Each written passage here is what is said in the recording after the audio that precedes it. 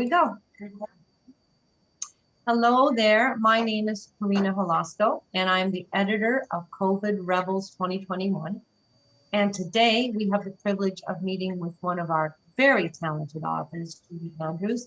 And Judy's going to be speaking a little bit about herself today, so you can get some sense of her in the round as a writer and also a person. So how are you today, Judy? Oh, I'm fine. It's very hot in New York City, in Brooklyn. I think it's like 93 degrees outside, and it feels like 100. Oh my So, God, I know. Thank God I'm in an air-conditioned place, so I'm not complaining. My home is air-conditioned, so I'm happy about that. You're all tucked away, ready to do this wonderful interview. Yes, I am. Tell me a little bit about yourself growing up. Well, I grew up in Brooklyn, New York. I originally was born in Brooklyn.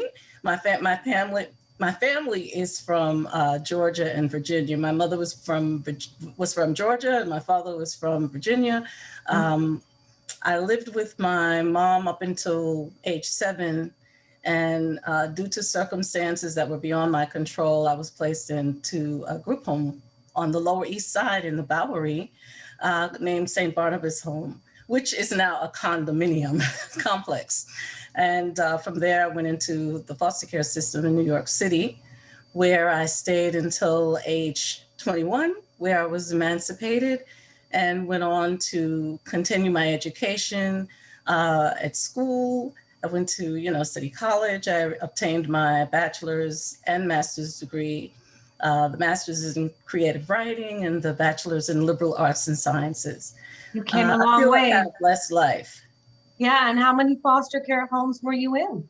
Let's see, I was in 4 exactly, which is mild compared to what's going on in the world today, especially in New York City. There are foster children, at least 400,000 foster children throughout the United States. And in New York City, there are approximately 20,000, so many of them move from one home to the next home over a lifetime, over a period of, the time they're born up until maybe age 21 or even age 18, when they actually just run away or are emancipated. So I think that I have had a very blessed life because I've had people in it who really looked after me and made sure that I was okay, regardless of the terrible foster homes that I was in. I was able to thrive because, education really saved my life. School, the after school programs, the different events that I was able to participate in allowed me to really thrive. And I thank God for the people who were there to encourage me. I didn't even know about college or whether or not I was smart or even cute. Oh, you were, it turns out. And I was able to go, and they told me, you could go to college. In high school, my average, by the time I was in the 11th grade, was 90 average. And I didn't even know. And the social worker said, "You have a 90." And I said, "Well, okay, that's a nice grade, but so what?" It wasn't even a big deal to me. But she said, you can go to college. And I said, "College? I didn't even know what college was." And she had to explain to me what's the difference between a university and a college. So I got in. I had an opportunity to meet President Carter, where I was able to work on the International Year of the Child as a children's advocate while I was in high school. I got a chance to work in the White House and meet Andrew Young before he became mayor, and his wife, Judy C. Young. I worked with her on a publication titled No Time for Mud Pies. And it was really about the issues that African-American children and people of color and pretty much children throughout the United States were struggling with. What were some of the issues? So I got an opportunity to go to group homes and prisons, detention centers, and interview young people to find out, well, what are the real problems? And unfortunately today, they are the same problems that we had back in the 80s and 90s. We still have those same problems today with our youth. And what problems would you say they are? Oh, I would say homelessness, drugs, abuse, sex trafficking, education, neglect. the opportunity to go to college and be able to live well after college. You know, they don't have a universal basic income in this country, which is unfortunate, but we do have financial aid, which is really not for children who are living above the poverty line. Children below the poverty line can get financial aid, but and resources, but children who are stuck in the middle where you have both parents working or you only have one parent working and they're just making ends meet, barely living from paycheck to paycheck, those are the children who really suffer the most. Right. Because they And who really made want this to learn. line, right? I mean, what is this line? We Yeah. just move it up? Do we move it down? Yeah, it's Yeah. very arbitrary thing, this line. And Yeah. then you went on to teach. I went on to teach. I thought that I really always wanted to be a writer, but I never told anyone because I thought, well, nobody gets paid really to be a writer. And each time I told someone that I wanted to be a writer, you know, in passing, like, you know, I thought writers were great, they would say, why would you want to do that? That's a terrible job. So I just kept it to myself and I decided I'm just gonna, you know, go the right way that everyone else goes, politically correct. So I chose teaching. And I remember I prayed so hard. Oh, wait. We're having a problem. The test. Oh God, Oh, please no, let me go pass back. the test. Hold on, go back because we lost you And because of video. Stay back because the video is looping. So tell that story again about how you prayed. oh, okay. Well, I prayed really hard To get into to teaching. become a teacher. And it was the worst job, the worst. I mean, I loved the children. They were really, you know, some of them were really wonderful. There were others that were very challenging, but it really was not the job for me. And I suffered a lot. It was really the worst job of my life. And the horror is that I stayed in that job for 26 years, actually 27 years. I retired a year earlier, thank God, or I would have been in the hospital. Geez, I'm so You know, sorry. It was teachers so have, stressful. I'm so sorry to hear they have that. the most difficult job. Well, I went back to, as I understood, I went back to what was familiar. School was always a great place for me. And it Mm-hmm. was a way for me to escape and to really enjoy life. So Mm-hmm. why not be a teacher?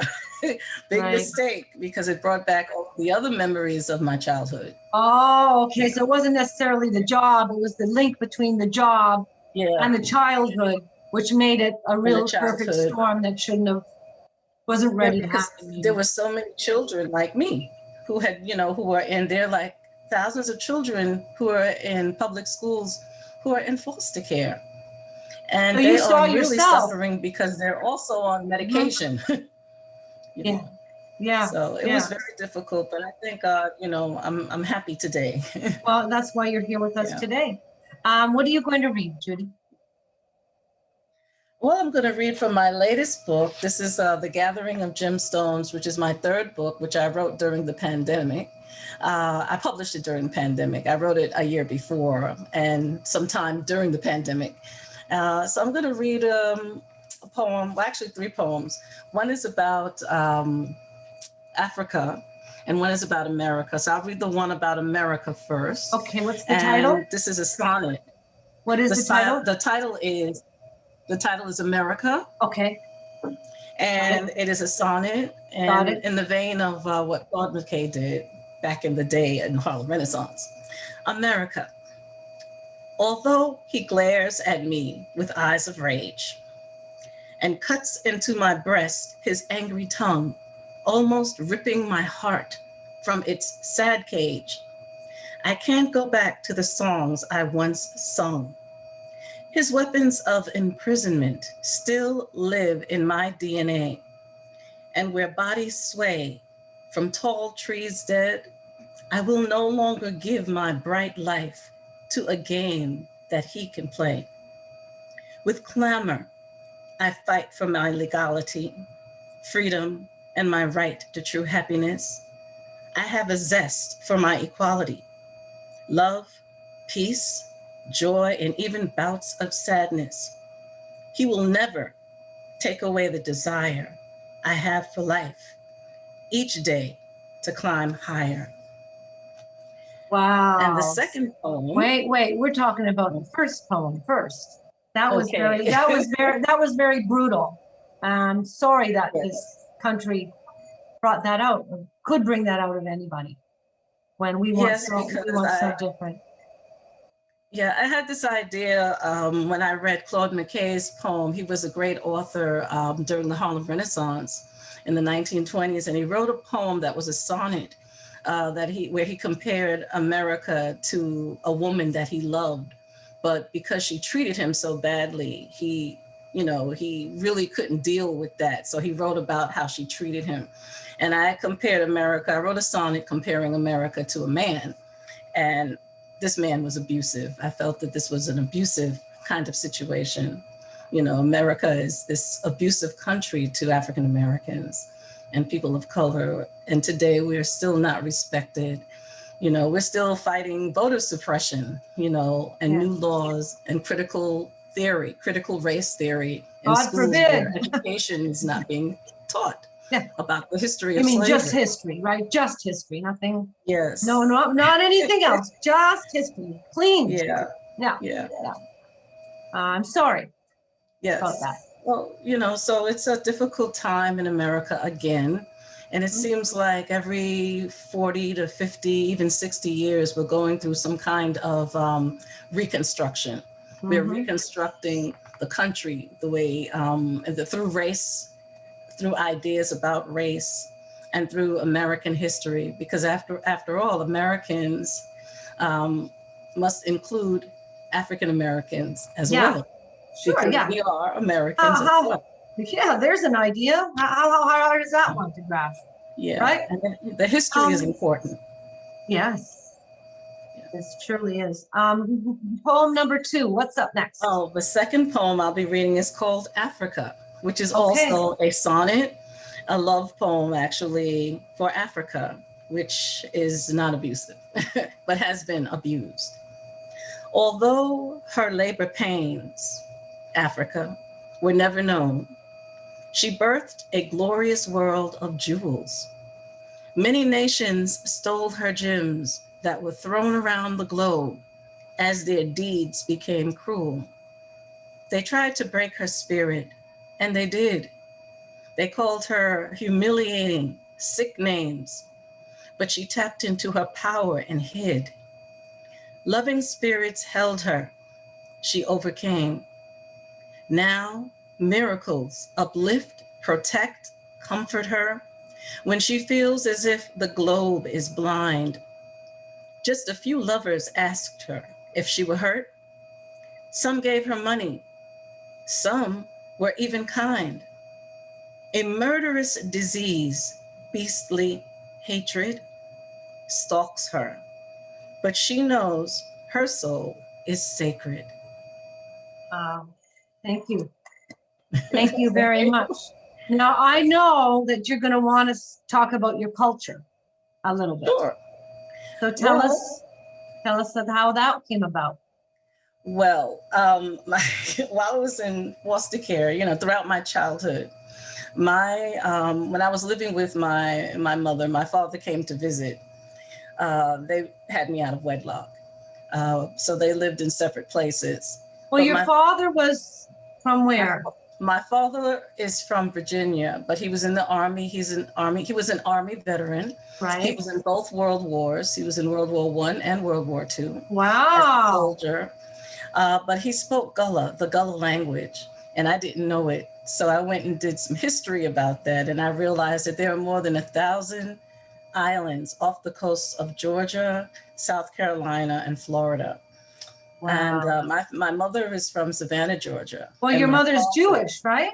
Well, no, my mother is African American. I African wrote a story about that. That's similar. Oh, that's right. I'm getting okay. Yeah, no, she. So you're a girl in your book. I'm getting that's in your from book. The story. She had an African American father. Yeah. There we go. In a Jewel of Oceans. And it was her grandmother. It was her grandmother in the story who was Jewish. And she married an African American man. Yes, in the 1940s. Okay. And then her daughter, was born later. Okay, there. But Get that that's straight.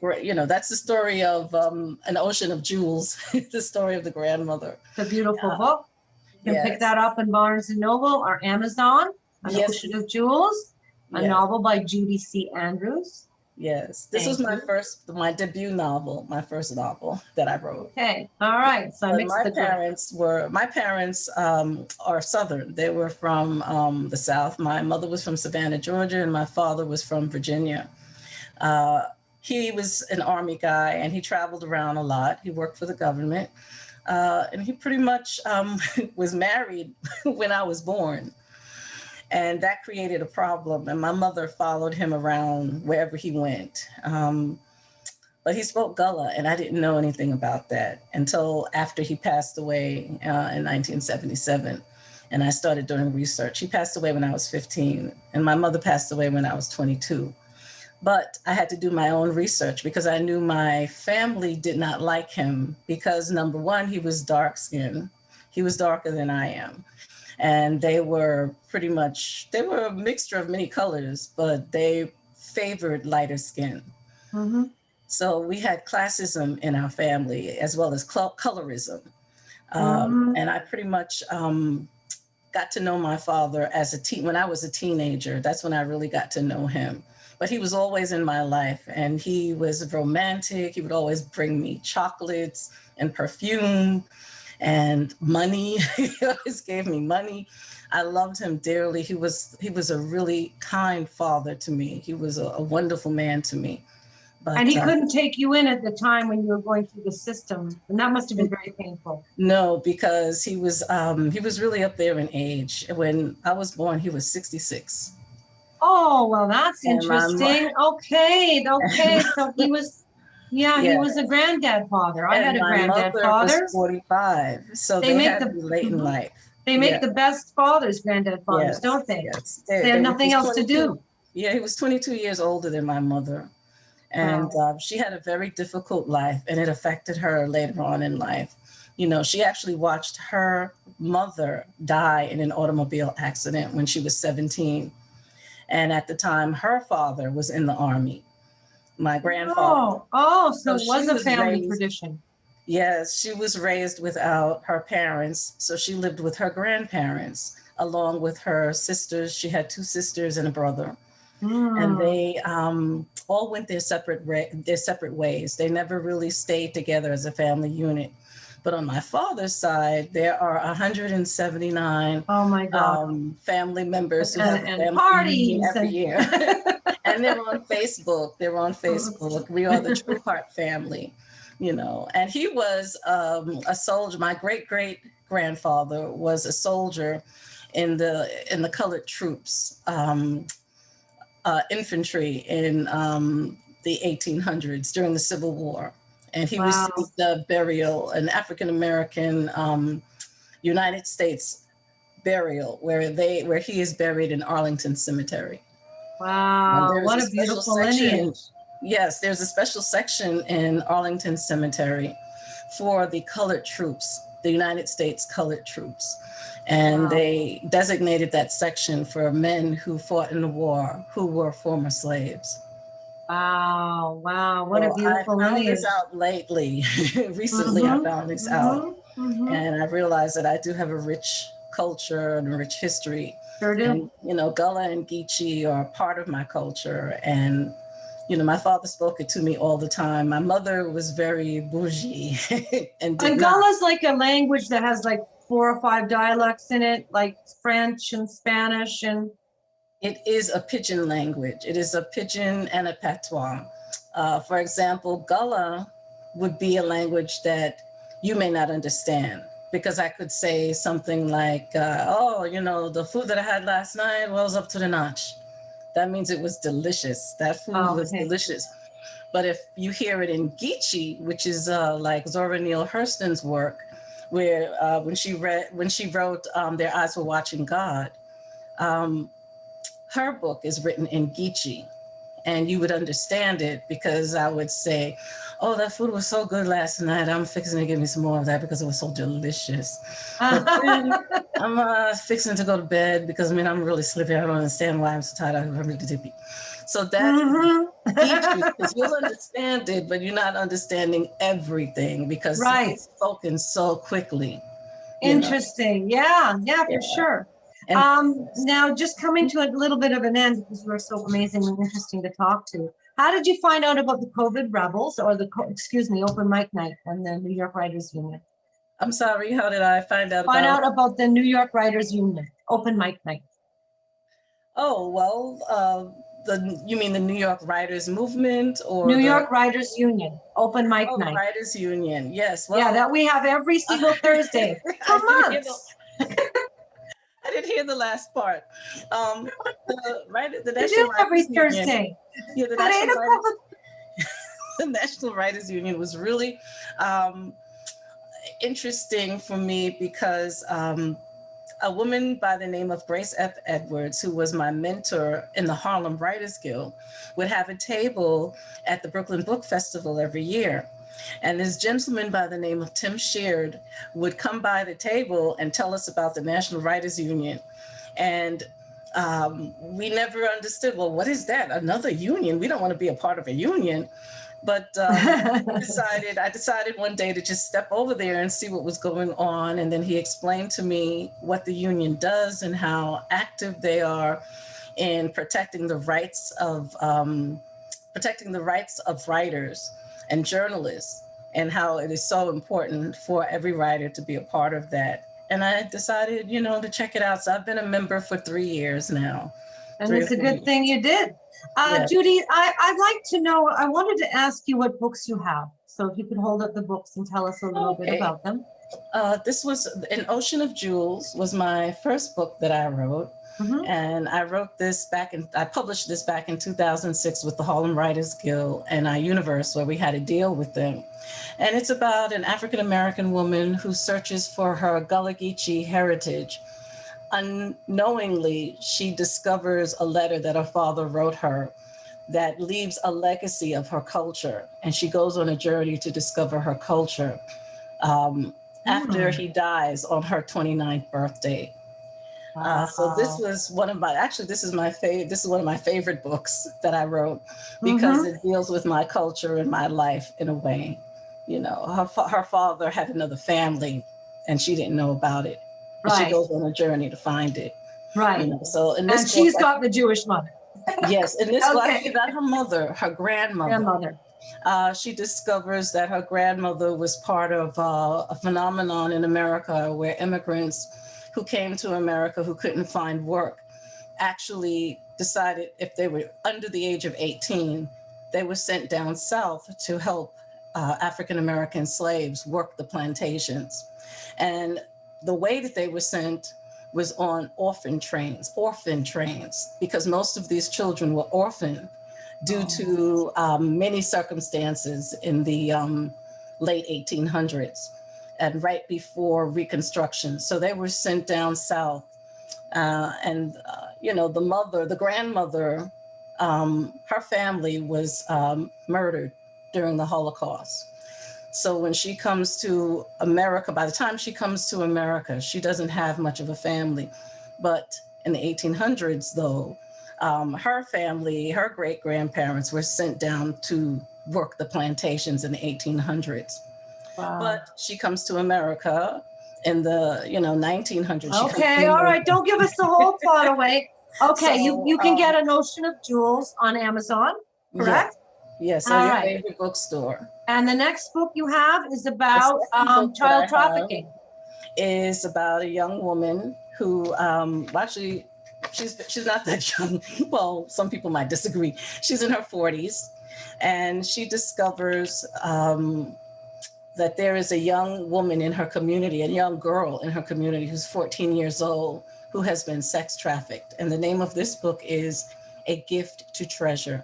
And I know you told me it was very, very difficult to write, and you did a lot of research on that. So do pick up A Gift to Treasure. You will be blown away by the plot line, that's for sure. Yes, Judy's a bit of a thriller writer at the same time. Now, Yes. what else you got for us?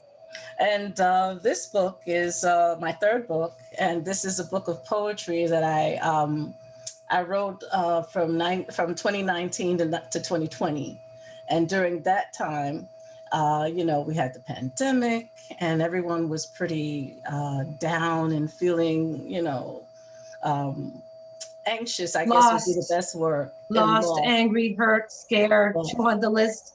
Yes, Anxieties, yeah, yeah. All the yes. good ones. All the Yes. So I wrote this book as a way to uplift myself. Mhm. And, it's about discovering the rainbows in life, that life can be lived beautifully, even if we have civil unrest. There are issues that we must face in America during a pandemic. So I wrote about love and relationships And some and of the these beauty of poems the are earth. going to be, some of these poems are going to be in the book COVID Rebels 2021. Oh, yes. So people will be Yes. looking forward to reading them now. And where can your fans contact you, Judy? How does somebody get a hold of you and They ask you can things? contact me through blessedbrown.com. That's blessedbrown.com. Or Okay. Brown Girl. And I also have a blog called browngirlreflections.com. browngirlreflections.com Yes. and blessed And brown. blessedbrown.com. Okay, Yeah. so people can reach you then. They can read Yes. you in the COVID Rebels 2021 anthology. Yes, I'm looking forward to that. Oh yeah, we're just Yeah. so blessed to have you. I tell you, Judy, thank you so much for spending some Thank you time very with me much, today. Karina. Thank I you. really did enjoy this interview, and every time I speak to you, I'm inspired by something new and something wonderful, and it touches my heart. Thank you. Thank you. Thank you very much. I commend you for editing this and working on this project with us. Oh, I appreciate that. All right, talk to you later. Talk to everyone later. Thank you very much for listening in. Okay, and we'll stop the recording now.